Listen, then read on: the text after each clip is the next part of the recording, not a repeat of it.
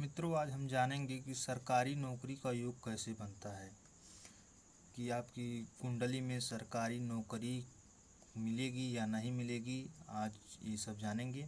यहाँ पर देखिए, हम पहले भी बता चुके हैं कि 12 राशियाँ होती हैं और 9 ग्रह होते हैं। यहाँ पर हम मेंशन किए हैं ताकि आपको यहाँ समझने में दिक्कत ना हो।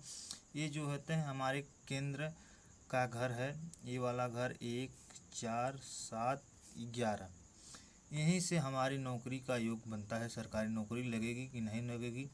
अब यहाँ पर देखते हैं कि इसमें कोई भी 2 ग्रह, अगर मान लीजिए यहाँ पर सूर्य हैं, मंगल हैं, गुरु हैं, इसमें अगर इस घर में बैठते हैं, यदि मान लीजिए यहाँ पर सूर्य बैठ गए इस घर में और इस घर में मान लीजिए मंगल बैठ गए हैं और यहाँ पर बैठ गए हैं गुरु बैठ गए हैं, तो सरकारी नौकरी पक्का लगेगी, आपकी सरकारी नौकरी मिलेगी।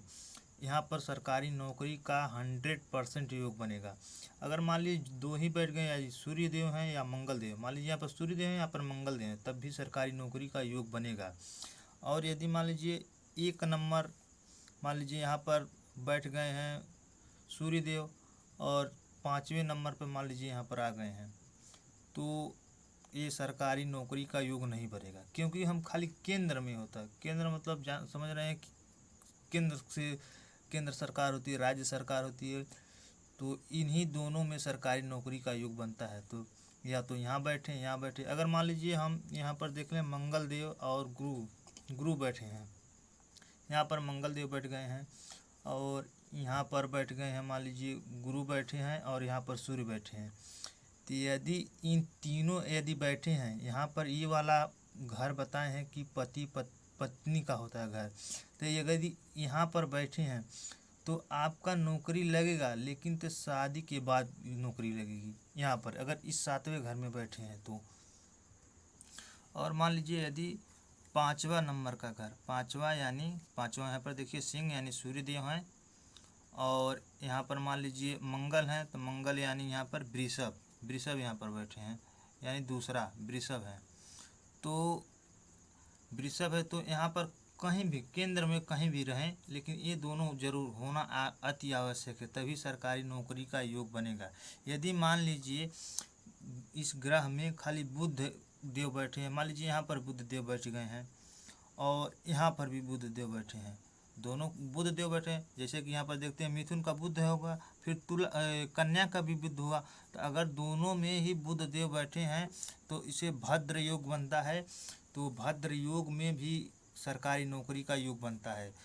तो ये बुध का दोनों का हो गया। अगर मान लीजिए 7वें घर से देखें, 7वें घर में जो होते हैं, 7वें घर में अगर बैठे हैं तो नौकरी लगेगी, लेकिन शादी के बाद नौकरी लगेगी। यहाँ पर 7वें नंबर ये पत्नी का घर माना जाता है। और यहाँ पर फिर और भी आगे बताते हैं, यदि 4, 5, 12 का घर, 4 हो गया, 5 हो गया, 12, यदि इन तीनों में से दो जो ग्रह हैं केंद्र में बैठते हैं, या तीनों ग्रह केंद्र में बैठते हैं, तो भी सरकारी का योग बनता है। तो देखते हैं कौन कौन से हैं। चौथा नंबर चंद्रदेव हैं, 5वां नंबर जो है सूर्यदेव हैं, और 12वां नंबर जो बृहस्पति देव हैं। अगर ये तीनों इसमें घर में बैठते हैं, खाली केंद्र वाला घर कौन सा है, 1, 2, 3, 4, ये केंद्र वाला घर है, इसमें अगर बैठेंगे तभी सरकारी नौकरी का योग बनेगा। अन्यथा यहाँ पर बैठेंगे 8वां, 9वां, 11वां, 12वां, दूसरा, तीसरा, 5वां, तब सरकारी नौकरी का योग नहीं बनेगा। खाली केंद्र में होने के कारण बनता है सरकारी नौकरी का योग। पिछले वीडियो में मैंने बताया है कि कैसे देखेंगे कि कितना परसेंट, कितना अंश, मतलब कितनी अंश की आपकी, मान लीजिए यहाँ पर हैं कितने अंश हैं तो कितना परसेंट का योग बनेगा। हाँ, कि मतलब कि इतना परसेंट योग बन रहा है सरकारी नौकरी का। अगर मान लीजिए 6 से 12 हैं तो कितने अंश का बनेगा, और 18 से 24 हैं तो कितने परसेंट का योग बनेगा, ये पिछली वीडियो में बताए हैं। तो उससे ज़्यादा कंफर्म होता है कि इतना परसेंट का सरकारी नौकरी की योग बनता है।